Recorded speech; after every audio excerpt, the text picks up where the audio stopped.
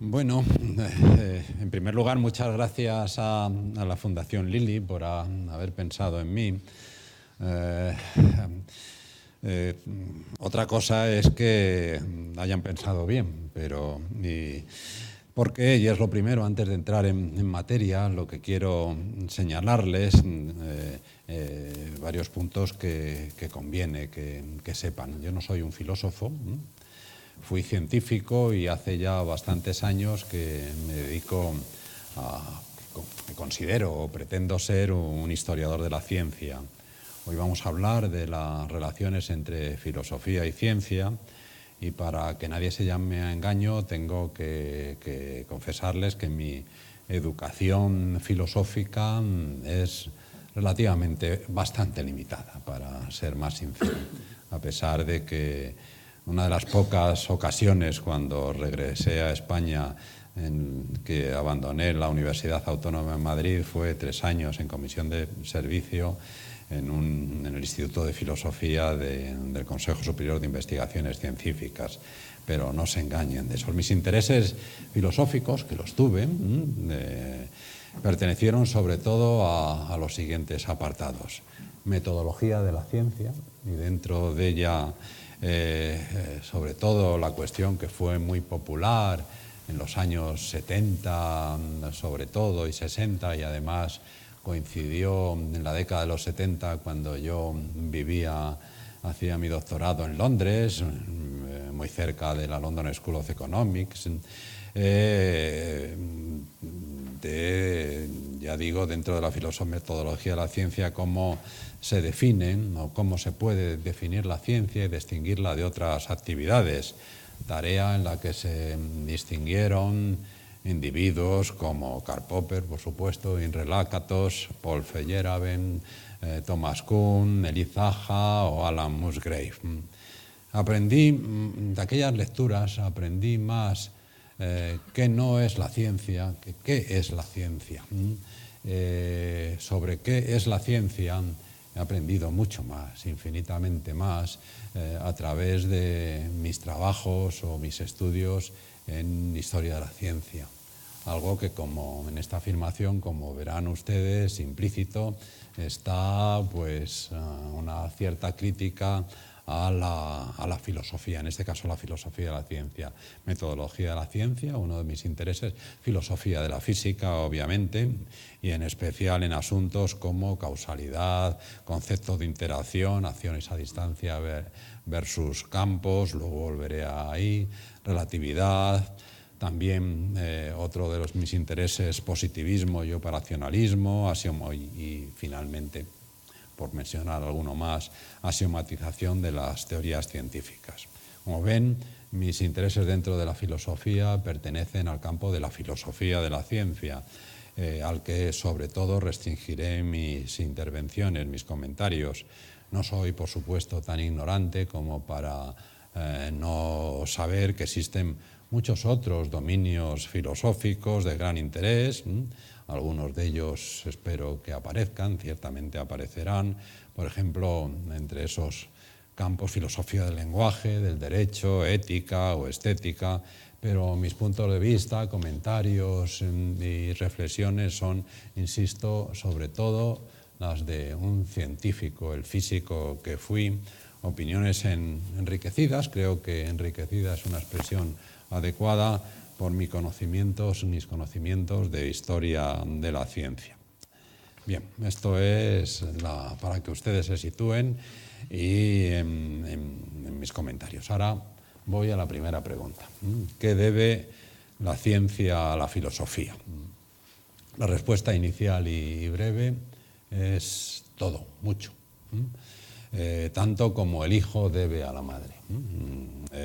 Porque la filosofía nació, porque de la filosofía nació la ciencia. En un principio fue en la filosofía donde residían los intereses que posteriormente se denominaron ciencia, hasta bien entrado en algunos países, no en todos. El siglo XIX todavía se denominaba a la física filosofía natural.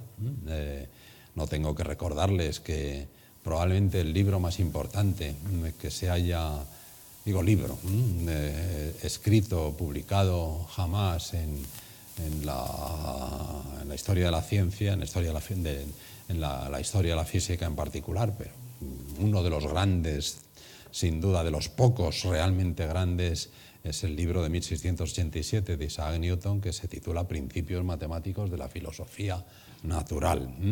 ¿Qué fue, por ejemplo, Aristóteles? ¿Un filósofo o un científico? Las dos cosas, según entendemos ahora. Podemos repudiar y pensar que su física o su cosmología, basta mirar pues, libros como de Caelo sobre el cielo, podemos repudiar sus planteamientos, pero bueno, dominó el pensamiento en una parte muy importante de la ciencia durante 2000 años, que no es una tontería, y fue coherente con libros que no dudamos en calificar como científicos, como es el Almagesto de Ptolomeo, la cumbre de la cosmología centrada en la que la Tierra ocupa el centro del universo. Cuando en la República Platón describía el conocimiento mediante la historia de la caverna, yo tengo mala memoria, muy mala memoria, pero recuerdo uno de los momentos de mi educación cuando estudiaba el bachillerato, uno de los momentos más luminosos es cuando me explicaron en el curso de filosofía, que me dicen que ahora no hace falta seguir en algunos de esos itinerarios, uno de los momentos más luminosos cuando me explicaron el mito de la caverna. Bueno, allí digo, en ese método en lo que los individuos contemplan la sombra de la realidad, la idea que el intelecto trata de alcanzar mediante el uso de la dialéctica, un planteamiento que descrito en Fedro, otra de esas obras de la filosofía, como reconducir a una figura única aquello que aparece como múltiple y disperso.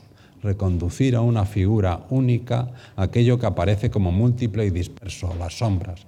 Cuando leemos, si se entiende bien el mito de la caverna, no vemos en ello una idea fundamental para la ciencia, la de que hay que buscar la esencia de lo que observamos, y observamos sombras, identificar en ello las leyes en esas sombras, descubrirlo, lo que hay detrás, de identificar las leyes que gobiernan el cosmos. Incluso en Euclides. A mí me parece que los elementos de Euclides son la obra más perfecta, el modelo de ciencia en el sentido de axioma, estructura, el ideal de los físicos teóricos. Axiomas de los que mediante las leyes de la lógica se derivan proposiciones, además proposiciones, en este caso que son comprobables, nos hablan de la realidad, en este caso sobre el espacio. Bueno, incluso digo en Euclides, los elementos, es posible identificar esa misma idea filosófica. Se llega al concepto, a la idea, mediante la eliminación de lo accesorio y accidental. En su caso, por poner un par de ejemplos, los puntos no ocupan un espacio, las líneas no tienen anchura. Bien, esto ya digo es el nacimiento. En ese sentido, repito, para contestar a la pregunta, la ciencia debe a la filosofía todo, pero luego, y aquí voy a ser muy esquemático, porque si no ese señor empezará a sacar la varita de mando, pero mis compañeros tienen ya pues unas cuantas páginas que les he pasado. Si miramos en la historia de la ciencia, es posible, ahora estoy en la columna de lo que se debe a la ciencia, debe a la filosofía, luego vendrán los aspectos diferentes. Puedo identificar en la historia de la ciencia, en momentos muy importantes, influencias importantes, papeles muy importantes desempeñados por la filosofía. Uno de ellos es que está escondido, medio escondido, en Isaac Newton.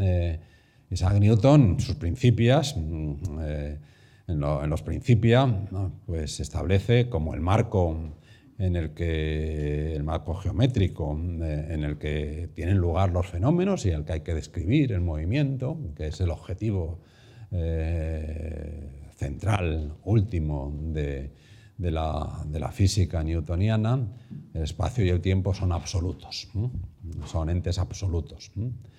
Decir espacio y tiempo absoluto le suena a reflexión filosófica, pero en una primera aproximación vemos como que Newton, el magnífico científico, trata de sustanciar esa afirmación en lo que se refiere sobre todo a espacio mediante un experimento, el famoso experimento del cubo, que no voy a reproducir. Pues podríamos decir, no hay filosofía aquí, es un físico y un matemático de pro que defiende unos conceptos sin necesidad de recurrir a reflexiones filosóficas. Pero ya digo, si se escarban, se verán en la segunda edición de Los Principia, que se publicó, si no recuerdo mal, en 1713. Si ustedes la miran, es la que se ha traducido, hay algunas traducciones al castellano de Los Principia, pues se refieren sobre todo a esto. Vayan al final de todo, al escolio general. Y ahí empezarán a leer y dirán, carajos, ¿de qué habla este individuo? Está definiendo a Dios, el Dios arriano de Newton, uno, no trino, en modo alguno. Entonces, cuando leen esas reflexiones, uno se da cuenta que, entre otras cosas, el espacio absoluto toma una dimensión teológica y en ese sentido también filosófica, es muy importante para Newton. Se dan cuenta que los argumentos físicos del tipo del modelo del cubo pues son una excusa, que Newton defiende realmente eso mediante argumentaciones tanto en el espacio como en el tiempo, mediante argumentaciones filosóficas. Y funcionó muy bien ese tipo de conceptualización del espacio y el tiempo. Y hay un momento, quiero referirme también a algo que es como si fuera Newton, la polémica de Samuel Clarke y Leibniz. Entre 1715 y entre noviembre de 1715 y octubre de 1716, Samuel Clarke, que es el representante, un obispo anglicano, representa a Newton, y Leibniz, que desde luego de newtoniano no tenía nada, no solo por la polémica sobre la invención del cálculo diferencial, sino por lo que voy a explicar ahora muy brevemente. Se empiezan a cartear, a defender cada uno sus puntos de vista sobre el espacio y el tiempo. Clarke, Newton, defendiendo el espacio-tiempo absoluto al que me he referido, mientras que Leibniz, que maneja como un mago que saca conejos de la chistera mediante argumentos, mediante razonamientos filosóficos, básicamente dos. Es el principio de indistinguibilidad de los idénticos y el principio de razón suficiente. Ya con eso solo verán ustedes que es pura filosofía. Defiende, argumenta que el espacio y el tiempo no pueden ser absolutos sino relativos. 200 y pico años después, la física daría razón a Leibniz, pero ahí perdió completamente el debate. ¿Por qué? Por una razón que en última instancia, cuando se habla de las relaciones entre ciencia y filosofía, es muy importante, porque Clarke, Newton, podían hacer lo que Leibniz no podía hacer, calcular el movimiento de un péndulo, de la caída de un grave, el movimiento de los cuerpos celestes, mientras que Leibniz pues, no podía hacer nada.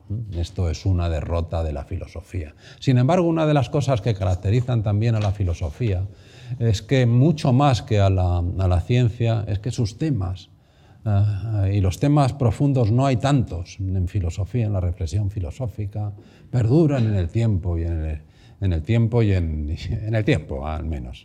Es decir, en el tiempo y el espacio ya sería rizar mucho. Entonces podría yo aquí seguir, pero no lo voy a hacer. Seguir esa huella del debate de índole filosófico, la reflexión de índole filosófico sobre la naturaleza del espacio y el tiempo hasta el siglo XIX. Y recordar, y ahí es algo que la ciencia debe a la filosofía, las reflexiones de un físico al que muchas veces se le considera filósofo, Ernst Mach, el padre de la filosofía de las sensaciones, quien en un libro de la década de 1880, 1888 creo, estudio histórico-crítico de desarrollo histórico-crítico de la mecánica, critica la noción de espacio y tiempo absolutos de Newton.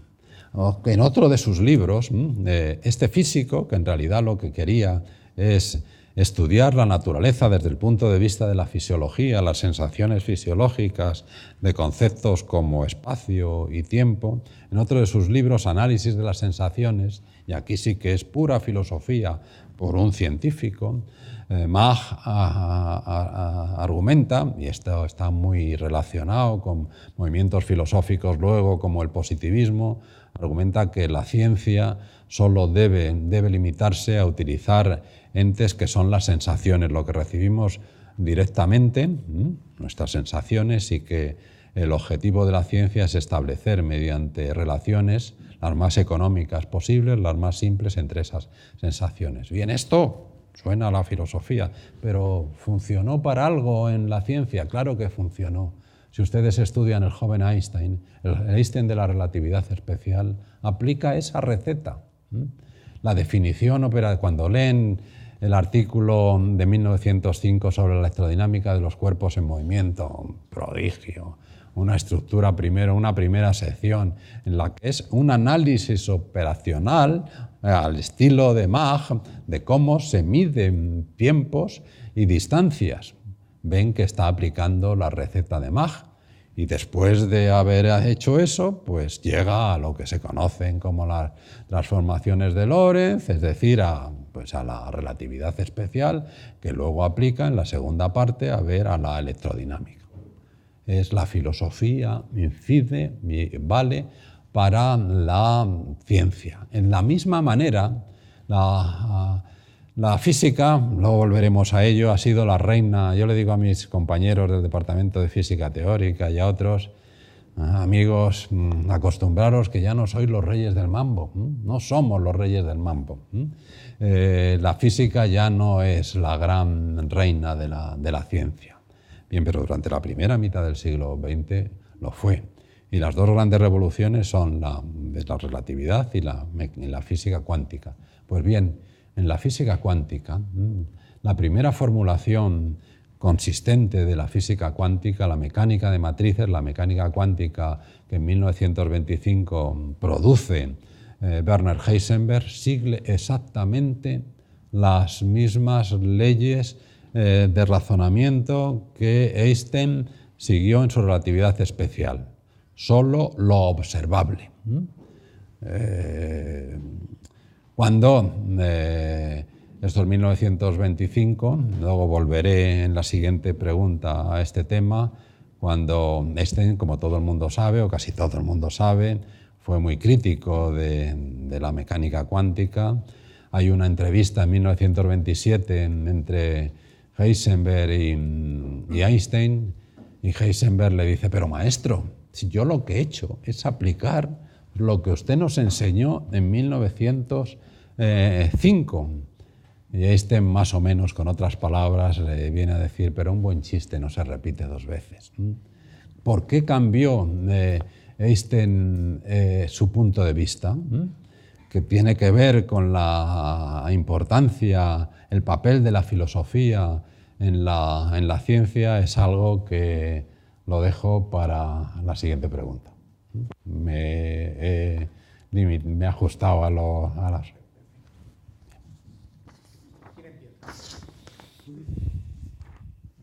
nada, levantar la mano.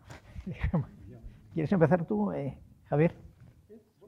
Por estar más próximo, vamos. Bueno, sobre todo porque vamos... Y así ya seguimos. Un segundo, esto es a mis tres comentadores que yo sé que vienen aquí, sobre todo con Fernando tengo menos amistad, pero con Miguel Ángel y con Javier son como mis hermanos. Hemos publicado libros juntos y sé que están muy ocupados y quiero, antes de que me destrocen, agradecerles y a Fernando Vaquero también su presencia aquí. Bueno, yo comienzo perfectamente. Bueno, en primer lugar, me ha gustado mucho ver el resumen este que nos has pasado, que no has desarrollado por completo, porque entonces te hubieras comido las 2 horas y cuarto, pero que realmente da pie para los comentarios. Yo te voy a hacer algunas consideraciones más tarde, pero ahora, como supongo que intervendré más veces, ¿no? O sea, o esto es una vez y ya está. Depende de el tiempo que vayáis usando. Tenéis Bueno. 45 minutos. ¿Perdón? Que hables al micro. ¿Yo abro al micro? Ah, perdón, es que, bien, soy poco disciplinado en todo también en hablar al micro, o sea que... Bueno, el asunto que más me ha llamado la atención cuando he leído tu respuesta a la primera pregunta es cómo lo has centrado en cuestiones que tienen que ver con teoría del conocimiento, con el conocimiento, es decir, como si la filosofía solamente hubiera aportado a la ciencia temas epistemológicos, etcétera, etcétera. Y eso creo que lo has hecho de una manera intencional, o sea, no ha sido... y lo que más me ha gustado es que has sido fiel a tu trayectoria de historiador de la física, porque en realidad lo que yo he visto cuando he leído esto es que estás hablando fundamentalmente girando en torno a ese momento que tú has llamado reinado de la física durante la primera mitad del siglo XX. Aunque te hayas referido a Aristóteles, a Euclides, a los debates entre Newton y Leibniz, a el papel de Mach cada vez más cercanos a ese reinado, al final ese reinado es el que te ha ocupado mucho, además incluso en tus publicaciones. No es que no te hayas dedicado a otras cosas, pero eso te ha preocupado Einstein, la mecánica cuántica, bueno, la teoría de la relatividad fue el comienzo de tus publicaciones, además has hecho muchísimo hincapié como historiador en el origen de la mecánica de la teoría de la relatividad, en la repercusión de la teoría de la relatividad, por ejemplo, en el mundo británico, al que tú aludes en la segunda pregunta con mucha sagacidad sobre el carácter de los filósofos de estar dispuestos a cualquier cosa con tal de poder tener esa especie de refrendo de la teoría de la relatividad. Bueno, pues lo que más me interesa es que muestras a lo largo de tus consideraciones que una característica de ese reinado es que los físicos quisieron hacer filosofía.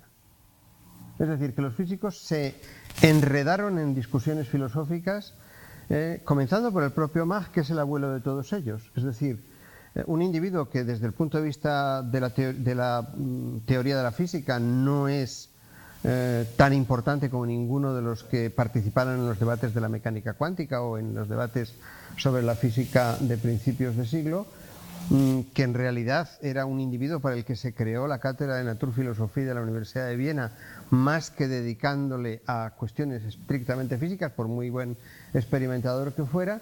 Bueno, pues ese individuo lo que hizo fue insuflar como una segundo oxígeno a la física una pasión por los problemas de teoría del conocimiento.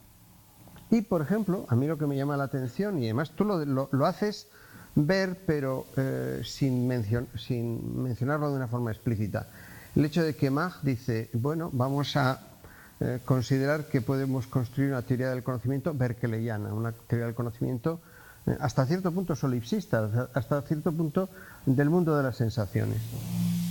Y eso produce en los físicos un debate apasionado sobre cuestiones de lo que nosotros tenemos que aceptar como conocimiento, lo que no, lo que es científico, lo que no es científico, que son problemas que vienen de la filosofía.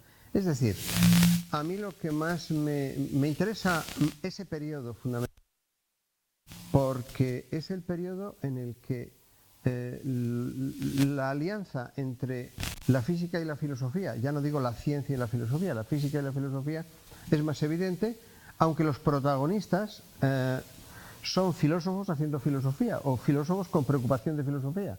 Hay muy pocos filósofos que entren en liza, algunos evidentemente, algunos de ellos en el Círculo de Viena forman lo que va a ser después la mandorla fuerte del Círculo de Viena, pero hay muchísima continuidad entre lo que es ciencia y filosofía. Es para mí el momento clave. Mi pregunta, pero es una pregunta no a ti, sino al mundo, cuando la física deja de ser reina y dejan de tener importancia en los debates filosóficos de la física ya, y es sustituida su reinado por otra ciencia, ¿se reproduce en esa ciencia los problemas filosóficos, el debate filosófico o no? Que eso yo creo que lo tratas en la tercera pregunta, pero vamos, ¿qué es? Y después, lo que más me llama la atención es que tú te has dedicado a ello, es decir, le has dedicado publicaciones, no aludes a cuestiones que no son epistemológicas en la mayor parte de las páginas que tú escribes para la primera pregunta. Es decir, la física es un conjunto de teorías, un conjunto de prácticas, un conjunto de prácticas experimentales y además muchas más cosas. Y tú lo has estudiado, es decir, las repercusiones políticas, institucionales, en fin, que están en la... Se debe oír mal. Se debe oír... Bueno. Bueno, pues la cantidad de cuestiones que podríamos decir, los filósofos de la ciencia contemporánea dicen la ciencia es un conjunto de teorías y un conjunto de prácticas, digamos, de laboratorio, experimental y muchas más cosas. Muchas más cosas porque resulta que la ciencia ha teñido la cultura de nuestra época. Entonces, al teñir la cultura de nuestra época, hay cuestiones políticas, éticas y de otro carácter, sociológicas, enormemente dependientes de cómo se desarrolla la ciencia. Y no estoy hablando al constructivismo social, sino simplemente a que la repercusión es evidente. Entonces, si yo tengo que hacerte una pregunta, porque parece que tengo que hacerte una pregunta, es ¿por qué has...? No tengo que hacer ninguna pregunta. No, bueno, pues... No. La pregunta es ¿por qué lo has omitido? Es decir, porque yo te puedo ahora hacer una narración de la cantidad de textos que tengo en casa tuyos donde lo tratas. Y ahí se ve la importancia de la filosofía para la ciencia, porque son dimensiones filosóficas de lo que puede ser la ciencia, aunque no sean tan espectaculares como las epistemológicas o las gnoseológicas. Bueno, y como espero poder seguir hablando, pues... ¿Puedo contestar brevemente? Bueno, tiene toda la razón Javier, que en esta primera parte, y probablemente salvo en la última, yo me he centrado sobre todo en lo que considero las cuestiones más importantes de la filosofía, que son aquellas que tienen que ver con la epistemología y la ontología. Sí. Lo que tú señalas de ese otro mundo, que claro que como sabes, me ocupé sobre todo en el poder de la ciencia y eso, pero yo es que creo que son pues la influencia o las relaciones de la ciencia con la economía, con los poderes económicos, industriales, etcétera, etcétera. Es que yo creo que eso no es tan evidentemente filosófico desde mi punto de vista. Ya sé, en algún momento por ahí, digo al final, pero volveremos, lo adelanto, que lo más importante para mí de la filosofía es aquello que tiene que ver con los valores, con valores. Y que sin embargo la filosofía, y que para tratar de una manera profunda sobre valores, la filosofía debería liberarse de la economía, la sociología, de lo que, para decirlo de otra manera, sociólogos, politólogos, economistas, etcétera, ha estado secuestrada. Entiendo que eso es una visión particular de la filosofía, pero es la que yo tengo, o sea que ha sido consciente. Y al final tú has visto que esto no es, hago referencia al asunto Sokal, etcétera, etcétera, también que los filósofos pues han olvidado, por así decirlo, esto que para mí es lo más importante de la filosofía. No digo solo, ya en el caso de la física, pues son estos problemas, pero en otros son otros, en otros campos son otros a los que hablaremos. Pues se ha convertido en algo, en lo que yo conozco, en lo poco que yo conozco, más académico. Y en ese camino a lo académico, pues que significa con frecuencia ser más original, decir cosas que otros no han dicho, pues ha terminado en situaciones como esta barbaridad del asunto local. Pero por el momento me callo. Estoy encantado de estar en esta mesa. Soy el único científico en activo, digamos, que va al laboratorio todavía, probablemente de los que aquí estamos. Realmente no hago mucho, hay que confesarlo, pero realmente sí voy. Bueno, y entonces yo quiero empezar por discutir la cuestión genealógica que se propone al comienzo de tu disertación. Es decir, la filosofía y la ciencia tienen una relación materno-filial, como la madre al hijo, dices, o algo así.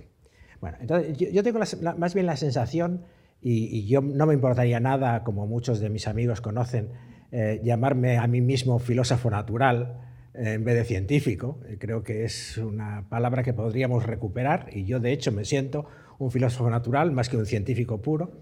Y es por eso, es porque yo creo que esa especie de genealogía de la filosofía que da a luz la ciencia es verdad, y fue verdad, sobre todo en su momento, pero también es verdad lo contrario. La ciencia engendra a la filosofía. Yo creo que hay una especie de relación mutua entre ciencia y filosofía, pero que es más bien circular y de engendrarse mutuamente.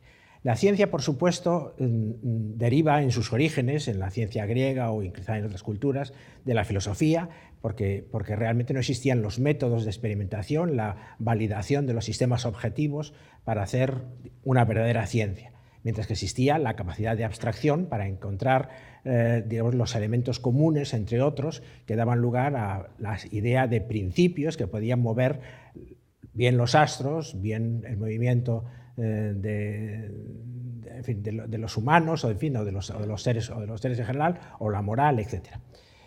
Realmente la ciencia, cuando avanza, y se ha hablado en la física acerca de eso, la ciencia llega a un momento en que se encuentra con un límite. La ciencia alcanza por tener un límite oscuro, un límite a partir del cual se desconoce todo y solamente cabe la posibilidad de ver de una forma muy confusa lo poco que hay detrás, un poco como en la predicción meteorológica, que se sabe hoy que está lloviendo y mañana es posible que llueva, una cosa así la ciencia, pero no podremos saber qué es lo que pasa dentro de una semana. La ciencia llega a un límite de su conocimiento en el cual se queda a oscuras. Y en ese momento realmente no tiene otro remedio más que filosofar. Y finalmente, digamos, el avance de la ciencia se produce a través de pequeños brotes, llamaradas filosóficas, que surgen en la mente del científico cuando se encuentra en la zona de oscuridad, donde él ya no comprende nada e intenta comprender a partir de lo que sabe. Esa reflexión prospectiva, digamos, que es lo que le hace volver al laboratorio y buscar nuevos métodos, eso es la forma de engendrar la ciencia, la filosofía. Realmente yo creo que en una obra que hasta ahora no se ha comentado aquí, porque ninguno, excepto yo, sois médicos, es la introducción a la medicina experimental de Claude Bernard. Claude Bernard, que por cierto tendríamos que haber homenajeado más su 200 aniversario hace muy poco tiempo, plantea esta distinción de forma que él dice: yo no comprendo bien cuál es la diferencia entre experimentador, como dice él, y teórico, que sería un poco experimentador el científico y el teórico el filósofo. Dice, realmente es imposible en un hombre de ciencia, si se puede hacer ciencia, es imposible separar las dos cosas. Y yo en mí mismo, si confieso, y los que me conocen bien en la sala saben que es así, me es muy difícil separar realmente una versión de mi propio quehacer como científico de carácter deductivo, de una cierta aspiración a conocer por encima de mi oscuridad y por lo tanto plantearme cosas que podrían o no ser, pero al fin y al cabo la filosofía se basa en eso, cosas que podrían o no ser, el cómo la ciencia puede resolver los problemas de los universales o de otras cosas donde no existe un objeto real que estudiar. Es curioso, por ejemplo, que se habla muchísimo de filosofía de la ciencia y poco de ciencia de la filosofía. ¿Por qué no es reversible ese planteamiento? ¿Es que la filosofía no tiene método? ¿Es que no tiene ciencia? ¿Es que la filosofía no contiene elementos metodológicos para explorar el conocimiento? Es una cosa realmente sorprendente, pero de todas formas que indica que las relaciones entre filosofía y ciencia son de madre a hijo y de hijo a madre en una especie de flujo circular, a mi juicio, y por lo tanto es inseparable, y por eso yo pues me autodefino de nuevo como filósofo natural. A ver, ¿algún comentario de eso? Bueno, en primer lugar, ciencia de la filosofía, claro que yo creo que se fue entusiasmados los filósofos, es algo otra variante de lo que Javier aludía, lo de la ductibilidad de los filósofos, entusiasmados por el éxito de la relatividad y la mecánica cuántica, y su capacidad de predecir y de encontrar verdades. Surgieron movimientos, sobre todo el positivismo lógico, que lo que quería era pues, hacer una filosofía científica en ese sentido, y luego pues Miguel Ángel luego sacará la bandera mungeniana, un filósofo que ha querido hacer una filosofía científica, meter la ciencia, el tipo de comportamiento, de reflexión científica en la filosofía. Yo creo que sí,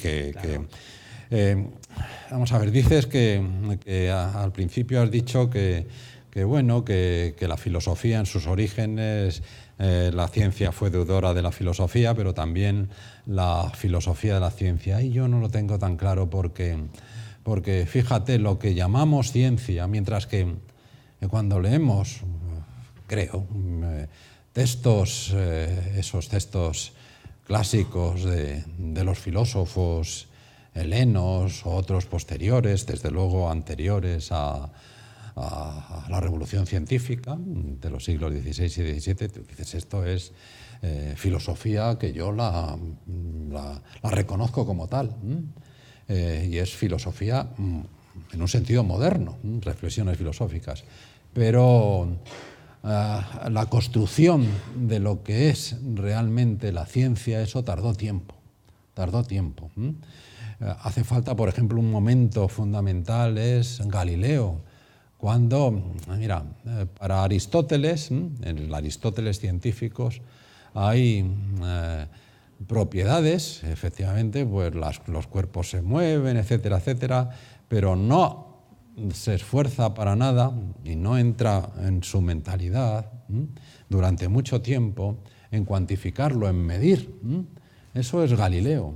Entonces la construcción, ya digo, lo que ahora nosotros entendemos y reconocemos como ciencia, pues es muy diferente a la que,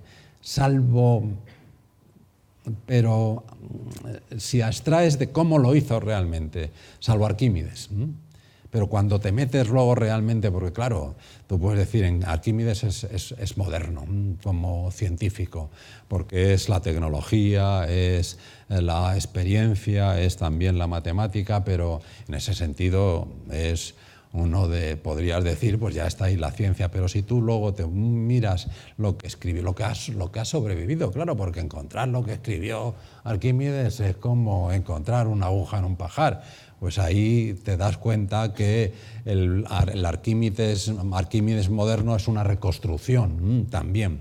Entonces, bueno, para abreviar, yo no creo que la ciencia que se pueda decir lo que dijiste tú, porque la ciencia en un sentido moderno es un fruto que se establece sobre todo en los siglos XVI y XVII. Lo que tienes toda la razón, desde luego, es que los filósofos, los científicos, pues se han convertido, algunos científicos se han convertido, se han apropiado de la reflexión filosófica, lo que también decía Javier, pero tampoco estoy de acuerdo en tu visión, que es una visión, ojalá fuera así, que el científico, cuando llega un momento en el que no sabe, o no sé cómo lo has dicho, y entonces se pregunta, se plantea cuestiones de una manera filosófica, o entra en el ámbito del terreno de la reflexión, el pensamiento filosófico. Ahí ya me pongo el gorro al que aludía Javier de lo que es la ciencia, y la ciencia es una actividad desempeñada y es necesario que sea así por cientos, por miles de personas, científicos, que su objetivo es medir, tal, que no se plantean en modo alguno lo que tú no eres. En ese sentido, los filósofos científicos, claro, son los Bohr, a lo mejor los Fernando Vaquero, los Albert Einstein, los Werner Heisenberg, pero esos hay muy pocos. Y esos solos, si solo fueran esos, pues no habría ciencia, porque como utilizando la famosa frase de a hombros de gigantes, o en este caso habría que decir a hombros de laborantes, pero es necesario, es fundamental. Solamente una breve acotación a lo que se ha dicho. O sea, realmente es a causa de que el planteamiento que tú dices es exclusivamente de llamada ciencia moderna. Si pones el sufijo de moderna, entonces estoy de acuerdo contigo. Pero yo no creo que la ciencia sea solo la ciencia moderna. De hecho, la ciencia del siglo VI a.C., de Alcmeón de Crotona, por ejemplo, pues y de Aristóteles, con los 4 elementos, con las sustancias que tenían que estar en equilibrio, fue la base de la medicina hasta hace 150 años. O sea, que hemos estado durante 2000 años con un sistema que probablemente era falso, y que era puramente teórico, filosófico, en el sentido más peyorativo de la palabra. Era sobre todo filosofía, ese es el punto. Es que el punto, claro, yo he dicho que hay que comprender ese afán, digamos, de la filosofía por reducirlo a una cosa comprensible y elemental, las últimas causas, ha sido deleterio para el progreso de la ciencia. Voy a utilizarte a ti mismo. Has recordado, y con todo el derecho del mundo, y más que apropiadamente, a Claude Bernard, Introducción al estudio de la medicina experimental. Eso es cuando nace realmente la medicina moderna. ¿Y cómo se llama eso? La medicina científica. Se llama así, es el propio Claude Bernard, habla de la medicina científica, y es cuando tipos como Helmholtz, Dubois-Reymond, Johannes Müller y otros dicen, pues vamos a tratar de explicar los procesos vitales entendiéndolos no como los entendían Hipócrates, Galeno, etc., que todavía estaba, sino como procesos físico-químicos, entender el metabolismo, la respiración, etcétera, etcétera. Sí. Bueno, muchas gracias, antes de nada, por invitarme a estar aquí. Siempre me encanta encontrar a los amigos y debatir con José Manuel, con el cual en varias ocasiones he tenido la oportunidad de discutir en público, pero sobre todo de colaborar, ¿no? Hasta hemos hecho un libro juntos sobre ciencia, tecnología y sociedad. Y siempre es estimulante escucharte, porque aparte de tu mucha información, tienes una claridad de ideas envidiable. De tu intervención yo quería resaltar un punto que afecta a lo que estabais discutiendo últimamente. estoy completamente de acuerdo contigo en la idea esta de resaltar que la ciencia es hija de la filosofía, digamos, ¿no? Pero me gustaría también aportar algo a la idea de Fernando sobre que la ciencia y la filosofía tienen relación madre-hija, pero también hermanas, ¿no? Hay contenidos filosóficos en las ciencias. Es verdad que la ciencia es una cosa histórica, no se puede... Cuando hablamos de ciencia moderna. Yo no soy partidario de pensar que las ciencias del siglo VI a.C. eran ciencia, eran conocimientos sobre temas de los cuales ahora se ocupan las ciencias.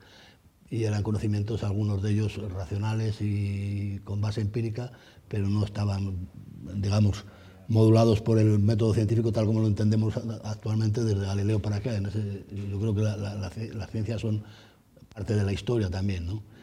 Pero tenemos dos connotaciones, dos formas de utilizar los conceptos ciencia y filosofía. Una que podríamos decir descriptiva, una forma descriptiva, es decir, filosofía es todo el pensamiento racional, lógico y crítico que se produce en la Grecia clásica hasta el siglo VI después de Cristo, en fin, ¿no?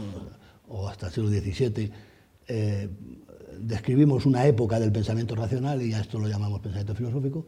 Y luego hay otra época del pensamiento racional, que es el mismo tipo de pensamiento, solo que evoluciona y se amplía y mejora incorporando el método experimental a partir de Galileo, pongamos por caso, o si queremos de Bacon, no sé. Ese es el componente descriptivo de los términos ciencia y filosofía. Entonces, bueno, en ese sentido, pues es verdad lo que has dicho, ¿no? Que las ciencias en realidad son filosofía natural, es decir, lo cual quiere decir que no son filosofía en el sentido anterior a cuando existía la ciencia, son filosofía natural, quiere decir que es filosofía que se ocupa de la naturaleza de una forma científica. Pero en todo caso resalta la idea de que hay una continuidad entre el pensamiento filosófico y el pensamiento científico. Hay una continuidad. Pero luego hay una coexistencia, es decir, y tú mismo lo pones en tu intervención y en tus notas, ¿no? La física, incluso la física más actual, más avanzada del siglo XX, digamos, se nutre, se cultiva en un caldo de cultivo filosófico, que puede ser el operacionalismo de Brisman o del neopositivismo o del positivismo lógico, o el empirismo de Mach, o el realismo de Bohm o de Bunge, ¿no? Pero son ideas filosóficas que asisten a la discusión y al debate científico, están dentro, no es algo que se añade a. Cuando Heisenberg justifica su interpretación de la mecánica cuántica o cuando Bohr justifica su interpretación de la mecánica cuántica, utiliza conceptos filosóficos que están en la discusión filosófica del día, ¿no? Y no los considera solamente filosóficos como algo que hacen los colegas de la facultad de al lado, ¿no? Sino como parte de sus esfuerzos por comprender el significado y la intencionalidad y la validez de las ecuaciones de la mecánica cuántica. Por lo tanto, la ciencia es hija de la filosofía y además es su hermana. Y yo diría que comparten la herencia común del pensamiento racional con base en la experiencia. Entonces, ¿qué es lo que la diferencia? Es decir, ¿por qué seguimos hablando de la ciencia que le debe a la filosofía que le debe a la ciencia? ¿Cómo deberíamos plantear esto para hacerlo compatible con lo que acabo de decir? Yo creo que se me ha ocurrido, pensando en lo que tú decías, que hay una forma de aclarar el papel, digamos, de la filosofía y de la ciencia relativos, sin meternos en berenjenales sobre quién es antes, quién es después, quién es más grande, quién es más pequeño, quién es más importante y menos importante. Y la forma es la siguiente. ¿Qué es lo que aporta la conceptualización filosófica, las ideas filosóficas? ¿Qué es lo que aportan al discurso, al razonamiento, al conocimiento científico? Y si nos centráramos en esto, a lo mejor podríamos llegar a un entendimiento más profundo de la situación. Y mi propuesta, puramente tentativa y un poco provocadora, es la siguiente.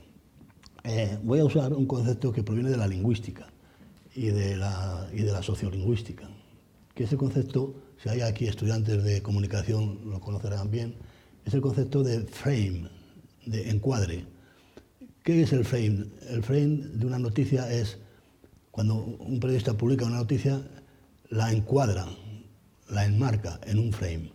¿Qué quiere decir? Es un conjunto de referencias a acontecimientos, ideas, sensaciones, noticias de otro tipo, etcétera, que intentan condicionar el significado de la noticia que está dando. Les voy a poner un ejemplo. Hace poco la Organización Mundial de la Salud lanzó una nota de prensa diciendo: cuidado con las carnes procesadas que aumentan el 12% el riesgo de cáncer. Gran follón, universal. A los 3 días la Organización Mundial de la Salud se da cuenta de que ha preparado el lío y lanza otra nota de prensa que dice exactamente lo mismo, pero lo dice de esta forma: si usted deja de comer carnes procesadas, disminuye un 12% la probabilidad de que usted tenga un cáncer de colon. Son 2 frames diferentes. El primero es el riesgo, el segundo es seguridad alimentaria. En el primer caso se produce una gran escandalera y en el segundo caso se tranquiliza a la gente. No cambia la noticia, no cambia la información, pero cambia el frame, el encuadre. Bien, lo que nos pasa con la filosofía en la ciencia es que la filosofía proporciona frames propios. Son típicos encuadres filosóficos los que vemos en las discusiones de, por ejemplo, el artículo que José Manuel, yo sé que conoces y además me lo has explicado incluso, el artículo de Einstein de EPR, ¿no? La paradoja de EPR, de Einstein, Podolsky, Rosen, que yo, en fin, esto que sirva entre paréntesis, conocí a José Manuel en un seminario sobre las desigualdades de Bell en la Universidad de Salamanca, ¿no? Y el artículo de Einstein, Podolsky, Rosen, te pones a leerlo y no sabes si estás leyendo obviamente un artículo de física, pero realmente es un artículo de filosofía. Es un artículo sobre el concepto de realidad, así lo dice textualmente. ¿Qué es la realidad? O sea, es el frame de ese artículo, es la ontología realista de la física de Aristóteles, la misma, con terminología actual, etc. No voy a entrar en si estaban equivocados o no, que estaban equivocados, sino que estoy hablando del significado de la dimensión filosófica de ese artículo. El significado es que la filosofía lo que aporta es una manera de entender el conocimiento científico desde una perspectiva específica. ¿Y esa perspectiva se traduce en qué? En las cuestiones universales de la filosofía científica, de la filosofía con ciencia, digamos. ¿Qué cosas hay en el mundo? ¿Qué son las cosas? ¿Qué son las cosas que existen? ¿En qué consisten? El concepto de res que decían los escolásticos, ¿no? ¿Qué son las cosas? ¿O qué es el espacio-tiempo? Que es un concepto científico porque ha sido filosófico durante siglos. O otros frames tipo no ontológico, sino semántico. ¿Qué significan las teorías científicas? ¿Qué diferencia hay entre conocimiento teórico y conocimiento experimental o empírico? O frames de tipo axiológico. ¿En qué consiste el valor de la verdad de una proposición? Eso es un problema semántico, lógico, pero también axiológico. Estamos hablando del concepto de verdad. Estas son las cuestiones filosóficas. Y cuando usamos la relación entre ciencia y filosofía, lo que tenemos que reconocer es que en la ciencia hay muchas cuestiones que, encuadradas adecuadamente, resultan tener relevancia filosófica. Y eso es lo que hace que podamos decir que la ciencia y la filosofía no son solo madre e hija, sino también hermanas o colegas de trabajo, ¿no? No sé, es una idea. Sí, sintetizar para pasar a las... Sí, de hecho ya...